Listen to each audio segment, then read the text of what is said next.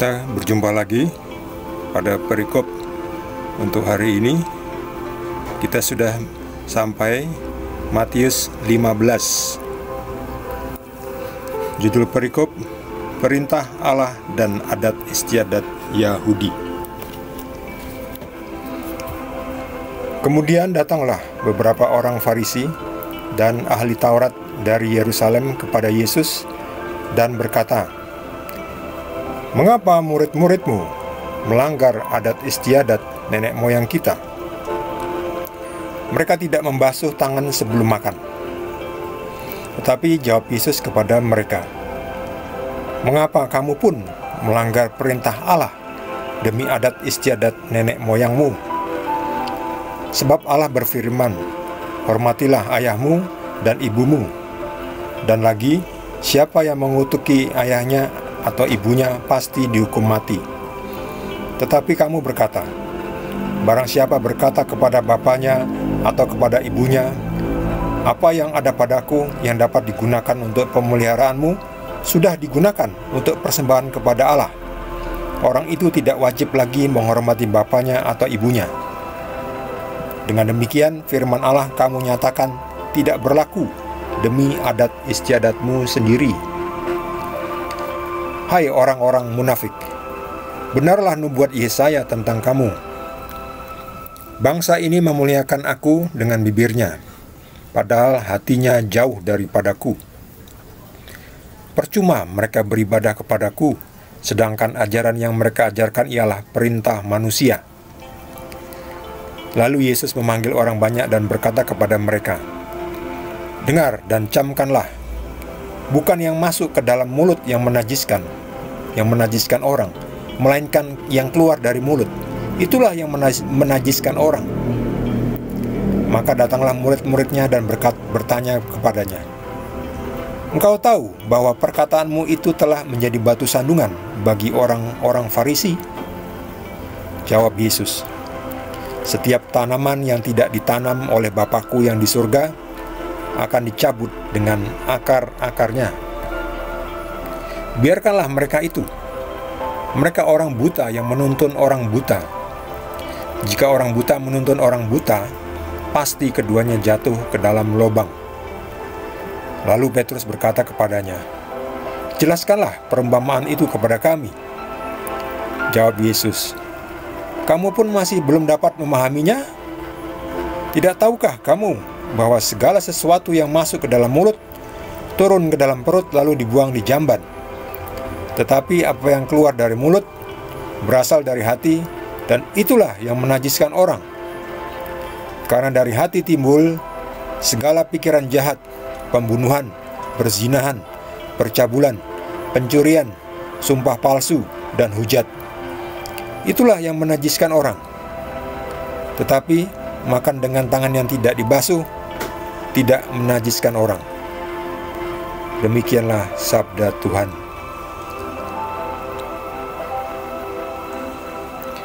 Orang Farisi di sini sangat menjunjung tinggi adat istiadat budaya. Perlu kita kaji dulu, adat istiadat itu sumbernya dari Tuhan atau hanya aturan tambahan manusia. Kadang itu dicampur adukkan, dipoles-poles supaya kelihatan bahwa ini aturan dari Tuhan, padahal ternyata itu hanya aturan dari manusia. Seperti halnya ini, kita harus hidup suci. Itu betul, itu perintah Tuhan. Jangan berbuat cabul, jangan berzina, jangan berbohong atau bersumpah palsu, jangan membuat hoax, jangan mencuri, apalagi membunuh. Ya, itu semua membuat kita tidak suci. Tetapi lalu manusia membuat tambahan aturan.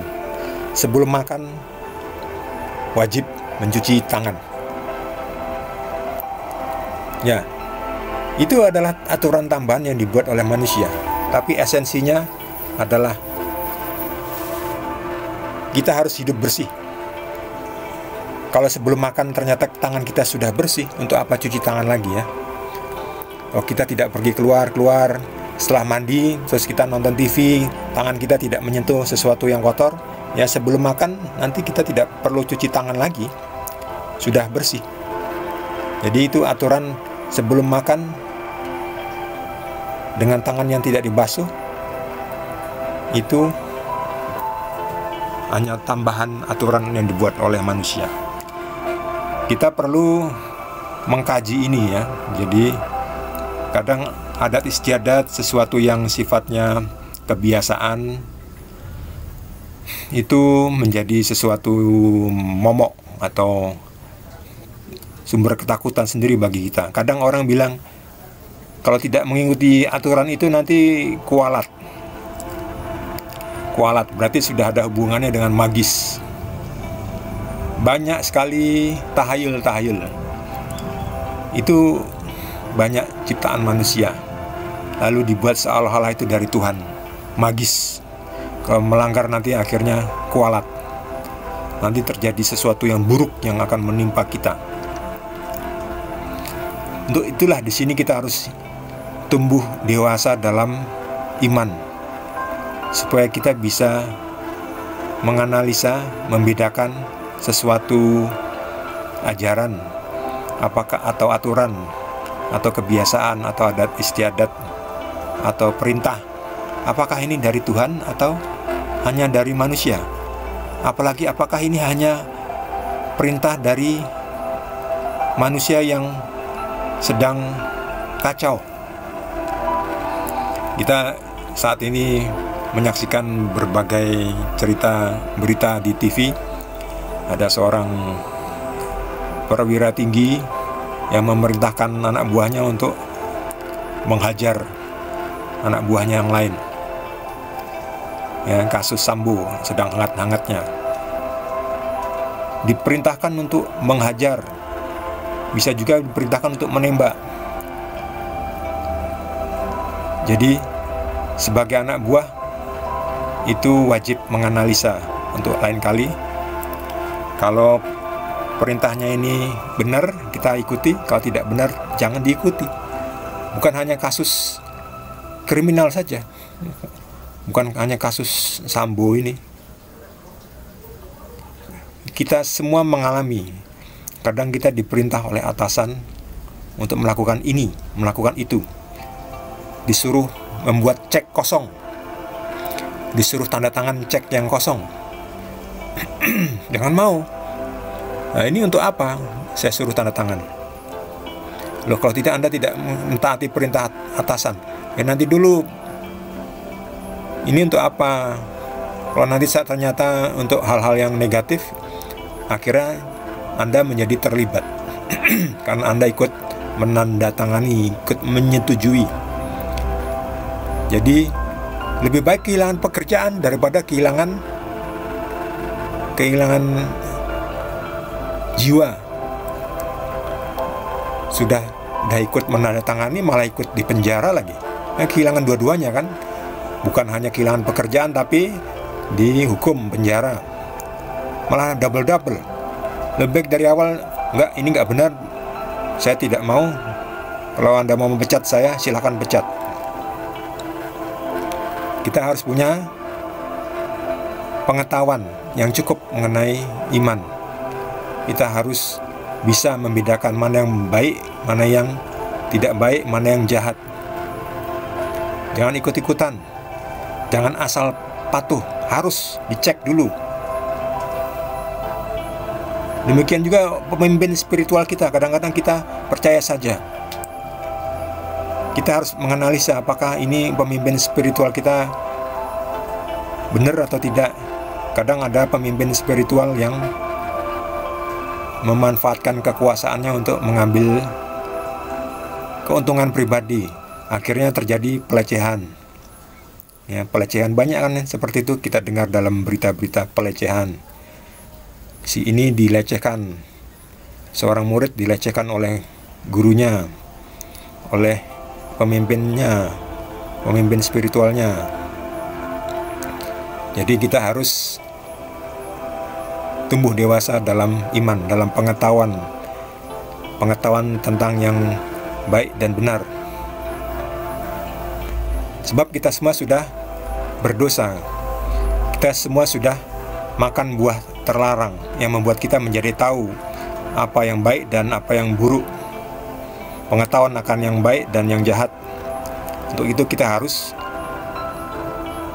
bisa tahu membedakan. Jangan lagi melakukan yang jahat. Kita pilih yang baik, meskipun ada konsekuensinya. Setiap tindakan ada konsekuensinya. Kita pilih yang baik, ada konsekuensinya. Mungkin dipecat, kehilangan pekerjaan, kehilangan nasabah,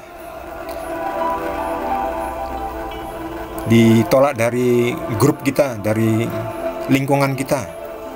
Jangan takut. Nanti Tuhan memberikan gantinya yang lain, yang lebih baik, jauh lebih baik. Semua yang masuk ke dalam mulut, jadi apa yang kita makan itu turun masuk ke perut, lalu dibuang di kamar mandi, di jamban, ya BAB ya. Jadi itu wajar. Cuman makan sesuatu itu tidak ada yang najis. Semua yang masuk dalam mulut, jadi artinya itu makanan ya. Kecuali makanan yang kita curi ya. Makanan curian itu najis, haram itu. Meskipun itu makanannya yang sehat, bersih. Misalnya makan tempe atau tahu, tapi tempe tahunya hasil curian, itu haram itu. Jangan dimakan, itu haram, mencuri. Meskipun tempe dan tahu itu tak haram karena curian. Tapi kalau tempe tahunya kita beli dengan uang hasil keringat kita sendiri, wah itu sangat sehat itu. Tempe tahu itu sehat. Jadi kita harus pintar. Ya, semua orang awalnya bodoh. Semua orang awalnya dari bodoh ya. Tapi kemudian belajar dan menjadi pintar. Jangan takut, jangan khawatir, jangan minder. Semua orang awalnya berasal dari bodoh, nggak tahu, nggak apa-apa. Tapi belajar jadi pintar. Kalau udah pintar, kita membantu orang lain yang masih bodoh supaya menjadi pintar. Jangan khawatir apa yang omongkan orang kepada kita. Jangan, aduh saya nanti si ini ngomong itu, si itu ngomong ini, saya jadi nggak bisa bergerak kemana-mana, jadi takut melakukan ini, melakukan yang benar jadi takut. Saya nggak mau nanti dikatain ini, dikatain itu. Ini kata Yesus ini, biarkanlah mereka itu, jangan digubris ya. Mereka itu orang buta yang menuntun orang buta. Nah, ini dari sini nih. Yesus kan, anak murid-muridnya berkata kepada Yesus, engkau tahu bahwa perkataanmu itu telah menjadi batu sandungan bagi orang-orang Farisi. Ya memang, kalau kita mempunyai pemimpin atau kelompok yang ngawur, terus kita mencoba mengkoreksi atau mengkritik dengan halus. Tapi tetap saja kalau namanya orang yang ngawur itu, kalau dikritik halus pun tersinggung, akhirnya marah kepada kita. Jadi kritik kita menjadi batu sandungan bagi orang itu. Ya gimana lagi? Kalau memang salah ya kita beritahu dengan cara yang halus. Itu nggak baik loh, nggak bener loh. Kalau orang itu ternyata tersandung ya, nah gimana lagi ya?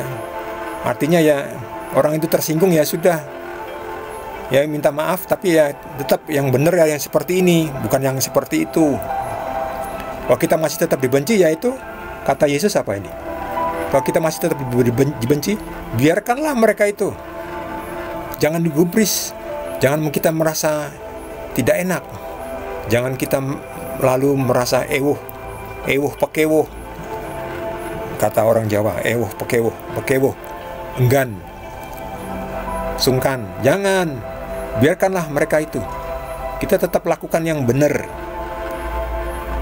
Tentu setiap langkah itu ada konsekuensinya. Kita melakukan yang benar pun tetap ada konsekuensinya. Kita dibenci oleh orang yang tidak suka kita melakukan yang benar. Tapi Yesus bilang, jangan takut, biarkanlah mereka itu. Mereka itu orang buta yang menuntun orang buta.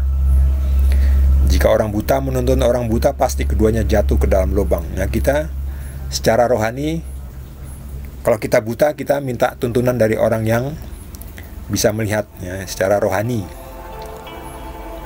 Kadang ya kita juga buta dalam rohani. Ya, kita belajar dari orang yang bisa melihat, supaya kita juga bisa menjadi melihat, dan akhirnya kita bisa menuntun orang buta untuk datang ke terang supaya bisa melihat juga.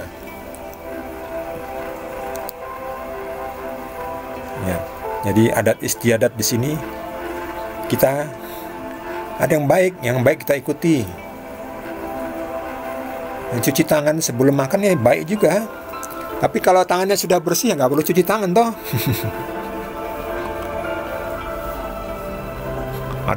Kadang zaman pandemi ini, di zaman pandemi kita masuk ke sebuah tempat ibadah,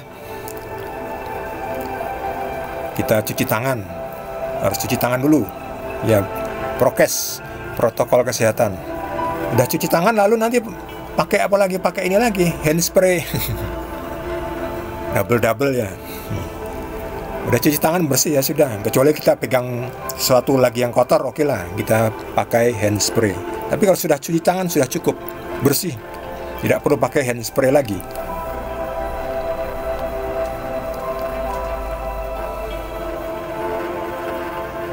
Baik, sekian pembahasan perikop pada hari ini.